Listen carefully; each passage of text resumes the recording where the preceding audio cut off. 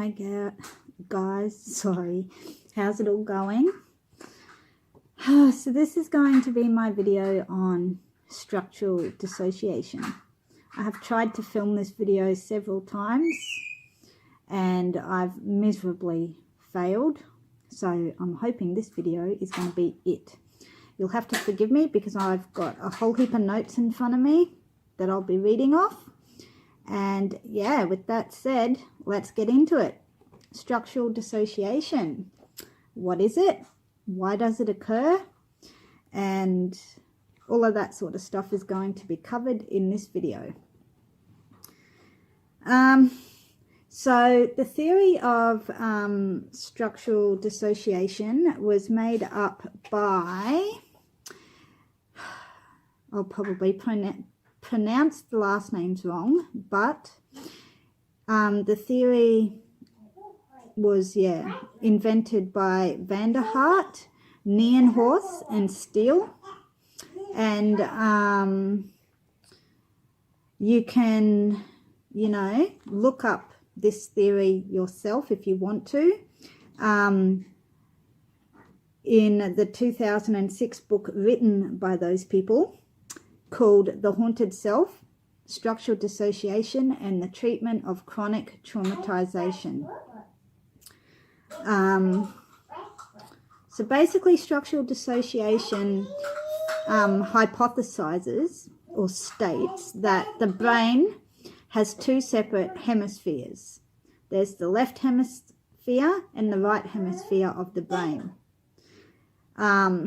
When a person is under threat or going through extreme trauma, the left to right brain disconnects from each other. And it's basically hypothesized that the left brain, or the left side of the brain, stays focused on daily living. It's the part of the brain that wants to carry on with life normally, as though nothing happened. So they've called this left side of the brain the going on with normal life part, or the apparently normal part, which is more to do with a term that you'll hear more often with dissociative identity disorder or otherwise specified dissociative disorder, OSDD. So that's the left side of the brain. It stays focused on daily living, going on with life, normal life part. The right side of the brain will implicitly stay in survival mode. So that side of the brain is hypervigilant, ready to run at any given notice. It's in protective survival mode. It could be frozen in fear. It could be feeling extreme, like extremely ashamed, and so frequently submits and stuff like that. So that's the right side of the brain. They're known as emotional parts, or under the structural dissociation theory, the trauma part or parts of the brain. So basically, within structural dissociation, the different aspects of the self and living life, carrying on with life after the threat or trauma,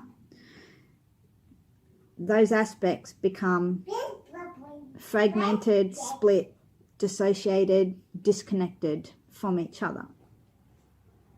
So basically the left brain will avoid the right brain. The going on with normal life part avoids the trauma. And the emotional, submit, hypervigilant, stay frozen or run parts of the brain. So the left brain avoids the right brain, and it judges the survival parts, the parts in the right side of the brain. It judges them as a bad quality that needs to be modified or changed or completely gotten rid of.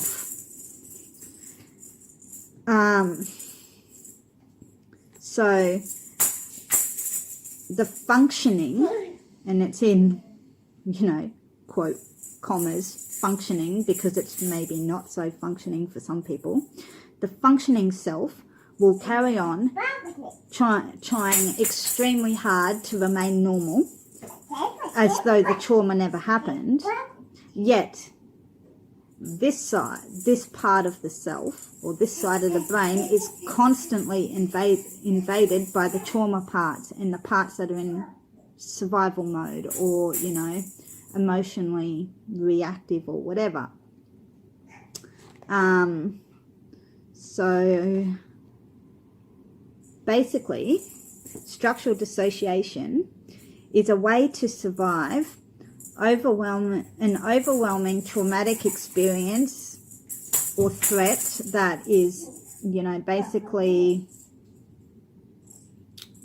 threatening a person's life. So extreme trauma, and structural dissociation is a normal response to abnormal experiences, as is any kind of dissociation, right? And the purpose of dissociation is to create distance, to not associate with, to dissociate from the trauma.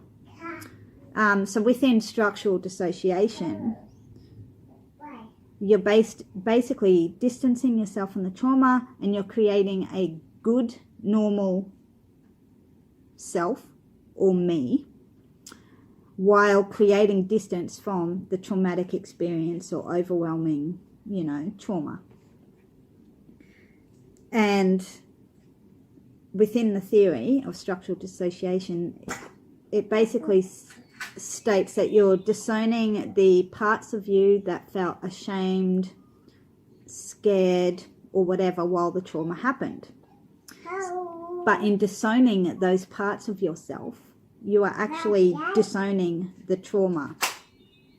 And that is why you dissociate and disconnect from it. But also by doing this, by disconnecting and dissociating from the trauma and the part of you that felt scared or horrified or ashamed, or maybe even felt pleasure during the trauma, by dissociating from them, you are actually creating two parallel sets of experience within yourself. And if you want to, you know, look into this more, look up split brain research, because it'll show that whole, you know, that whole side of things in theory. So structural dissociation was introduced in the year 2000. And it basically helps us to understand that the splitting, compartmentalization, dissociating, fragmentation, whatever you want to call it, occurs in order to adapt to abnormal, overwhelming traumatic experiences. And it occurs to help us to survive them and to carry on with life. So basically, by splitting and compartmentalizing these experiences into the going on with normal life self, and then the self that experienced the trauma, you know, we're able to carry on with life and function without the awareness of ever having been traumatized in any way. So the traumatized, dissociated, split off parts are animal defense survival responses, right? And each one of those parts sees things through different lenses. Each part has different memories, jobs to do. It might be holding different traumas. And then over time, these different parts also become automatic responses to anything and everything, even though the trauma has long passed and those types of responses aren't necessary anymore. So like, there's a part of you that might always be hypervigilant and take the smallest you know, trying to think of an example here. So they might take the smallest amount of criticism really badly, like, oh, I'm worthless, and, you know, they'll be over the top with their responses. Even though that's not, it might have been necessary in the past to, you know, think like that and withdraw to avoid being further abused. But, you know, 20 years later, you're still responding like that. But is it really necessary in that given situation? So the basic principle of structural dissociation is that splitting allows adaptation and successful survival in an unsafe world.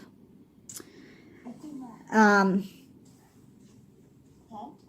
as I've already said, within structural dissociation, there's the going on with normal life parts, right side of the brain, and then the left side of the brain, the trauma parts, or, if you're used to the terminology, apparently normal parts and emotional parts. And basically all these parts are stuck in maladaptive tendencies or behaviors that maintain the dissociation and keep it going, basically. So let's, you know, go into this a little bit further and talk about attachment theory. It's basically when a baby is born, they're born as, they're not one whole person, okay? No one comes into this world as a whole person. We all come into the world, you know, I'll probably word it wrongly or whatever, but we all come into the world as having separate states or separate parts according to our needs. So there's a part of us that needs food. There's a part of us that needs sleep. There's a part of us that needs the toilet or a nappy change or whatever. There's, you know, and these different parts of us help us or give us the ability to form attachment. So within attachment theory, if a baby cries, the parent meets its needs. Baby cries because it's hungry. Parent feeds it, baby's happy, all is good, right? And it's the same with trauma. If trauma happens and the part of you seeks support and is given it, then all is well. But if trauma happens and it's repeated and there's no support and there's no one to go to, then the attachment process is disrupted and there's no comfort or whatever, and so the child has to dissociate. There's the good parent that feeds me and cares for me, but this same parent abuses me and causes me harm, and so they have to dissociate because there's nowhere else to go. You have to depend on that parent as a baby. There's nowhere else to go to get food or whatever, so you have no choice but to dissociate from the good parent and the bad parent that abuses you and whatever. So if the attachment is good and no trauma occurs, by the age of 9, that little baby or child that has the separate states according to its needs will integrate and form into one whole personality or identity, right? But trauma will disrupt that process, and the separate states or parts that that child has when they come into the world will turn into something with a name, a job, an entire personality, its own memories, and so on. And this is how DID and OSDD is formed, as well as your going on with normal life parts and your trauma parts, right? And your emotional parts are the parts that hold trauma. So at age 9, the theory of structural dissociation says that all the separate parts will begin to integrate. But if there's been ongoing repeated trauma in that child's life before the age of 9, those parts won't integrate. They will remain separate. And these separate parts, or, you know, which then develop into personalities and identities, are split off by walls of trauma. So there's big walls there blocking those parts from trauma parts and so on. The brain, so basically the brain splits itself off into different sections and to keep different things separate. So, you know, you want the normal part that didn't experience trauma to be separated from the trauma memories, the pain, the part that wants to run, the part that wants to lash out, and so on. So they're not actually split, okay? They're just kept in sections. They're not multiple. That's why they changed it from multiple personality to dissociative identity disorder. They're not multiple. They're not completely split off and separate. They're all inside the one person, right? They're just unlinked. They're just many facets in many different sections of the brain that aren't linked. Okay, they're not, yeah. So Putnam is another like person that has looked into this theory. Putnam in 96 said that the more severe the trauma, the more likely a person is to develop multiple and alternate states of consciousness. And this, you know, trauma must be severe and repeatedly occur by the age of 9. And that's how we end up with structural dissociation. And I've got a book here. This is another good book to look at if you're interested in working with these separate states of consciousness and parts. And a lot of my inner world journeying videos can be summed up and explained in this one book, basically. So the book is by Janina Fisher, and it's called Healing the Fragmented Selves of Trauma Survivors. And if you're interested in getting this book, you can pause the video and write down this information. But basically, she talks about structural dissociation in her book, and she's given us some diagrams here about these parts that I've just been telling you. Sorry, I'm trying to have a look. Yes, this will be good enough. So you've got your going on with normal life part, right side of the brain. Left side of the brain. And then your trauma part, the right side of the brain. And those trauma parts get split off into your fight, flight, freeze, submit, and attach responses.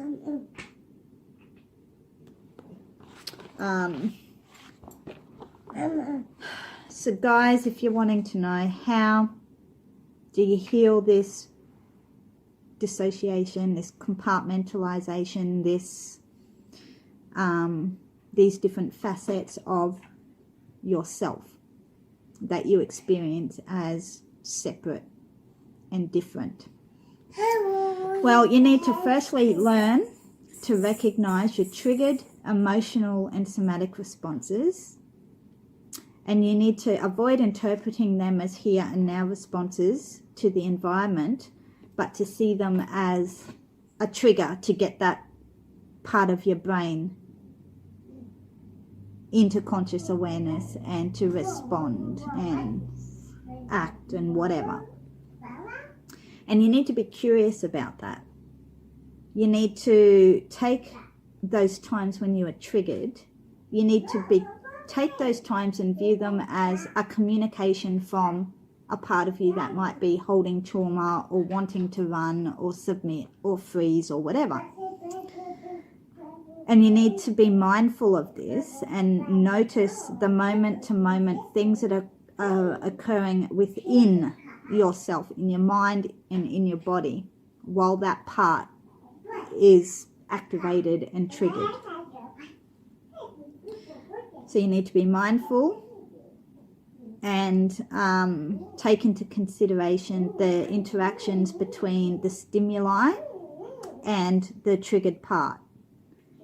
And then you need to differentiate the qualities between that part and your untriggered normal life part, right? And if you can't do that, then try and differentiate it from the part of you that has an ability or desire to live a life beyond trauma.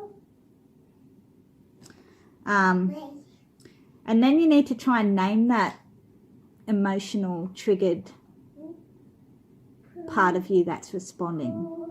Give it a name, so then you can communicate with it more easily. You can work with it more easily. You can find out why it's there, what its likes and dislikes are, what triggers it, what helps it to feel calm and safe, and so on. So you've got to give it a name. And you have to start feeling compassion for it and trying to support it and just get to know it, get to know that part. But most of all, be accepting of it and show it compassion and thank it for having the ability to survive extreme, overwhelming trauma.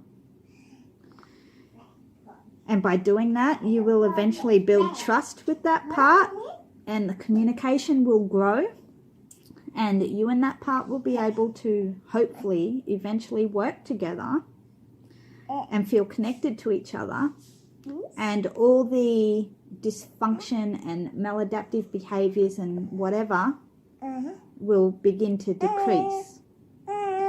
And that is basically how you restore and heal the dissociation from that trauma. But it is painful and you do have to face it if you want to heal it. But it doesn't stay painful forever. In the beginning, yeah, it does. It hurts like hell. But with time, it gets better and it gets easier. Like, I'm actually friends now with my 4-year-old traumatized parts.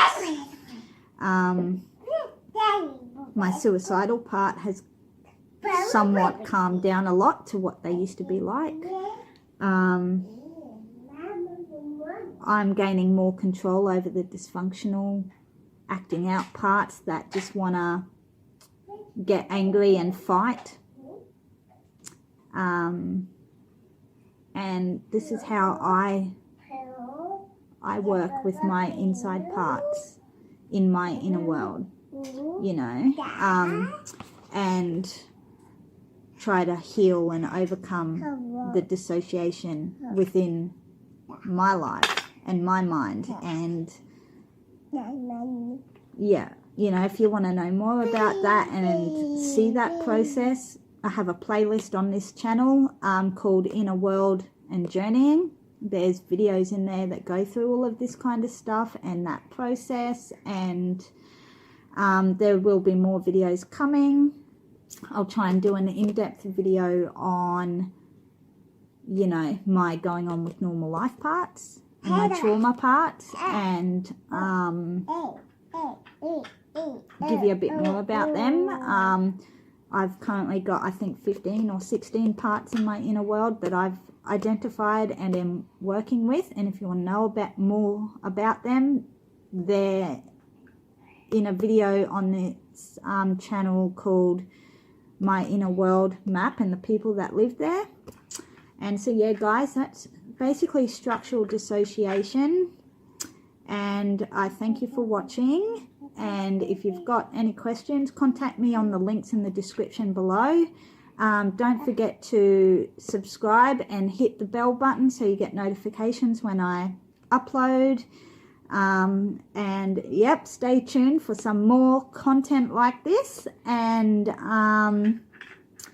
thanks for your support and for watching, and don't forget to share and let other people know about this channel. If you think this video could be of help to someone else, let them know, tell them to subscribe, share the word, and if this video has helped you, let me know. I would love to hear from you. So thank you very much, guys. Take care, and we'll see you in the next video. Cheers.